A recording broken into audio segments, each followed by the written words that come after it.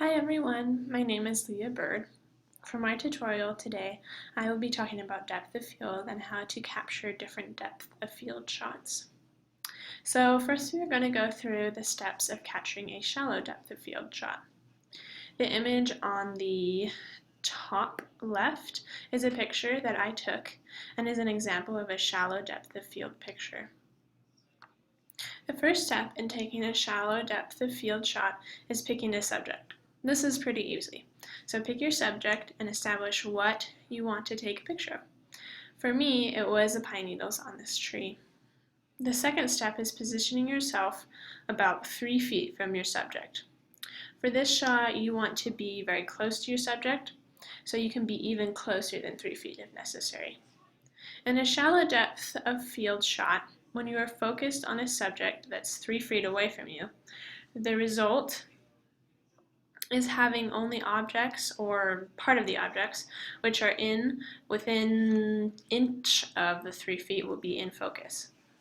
Those things that are in front or behind of that 3 feet will be out of focus. As you can see in the pictures, behind the pine needles is out of focus, but there's some pine needles in front of this focus area that is also out of focus. The third step is to zoom into your subject. Zooming in is another way to get closer to your subject. Zooming also narrows the area that you will be focusing in on. In my picture, I was 3 feet from the subject and I zoomed in, which narrows the area of focus to just some of the pine needles. The final step is to set your aperture anywhere from f2 to f4. As we talked about in class, aperture is how wide the lens is open. At f2, the lens is open very wide, which means that less of the picture is in focus. That is how you take a shallow depth of field shot. Now on the next page we can see there's a medium depth of field shot, and the first two steps are the same. You pick a subject and then you position yourself 3 feet away because you still need to be close to your subject for this shot. For the third step though, you can adjust your zoom. You don't need to though. As you can see in my pictures, I'm not as close because the area that it's being focused on is larger than a shallow depth of field shot. The fourth step is to put your aperture settings from f5 to f6.5. So the lens is still wide, but it's a little bit smaller, so more of the picture is in focus. As we can see, more of these pine needles are in focus, and it's still blurry in the background, but it's slightly more in focus.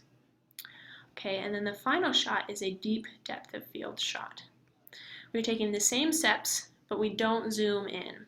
And our aperture is at 7.1 to, from f7.1 to f8. This is because we have a large range of the picture that's in focus. So as you can see in my bottom picture here, we can tell that there's a building in the background and that there's cars, so more of the picture is in focus. If we compare it to the shallow depth of field, which you can kind of tell, but most of the background is pretty blurry. There's a pretty obvious difference between the two. And the area of focus goes from small and it grows to larger as the aperture increases. So through the lens width is decreasing and the object is farther away. This ends my tutorial. Thank you for listening.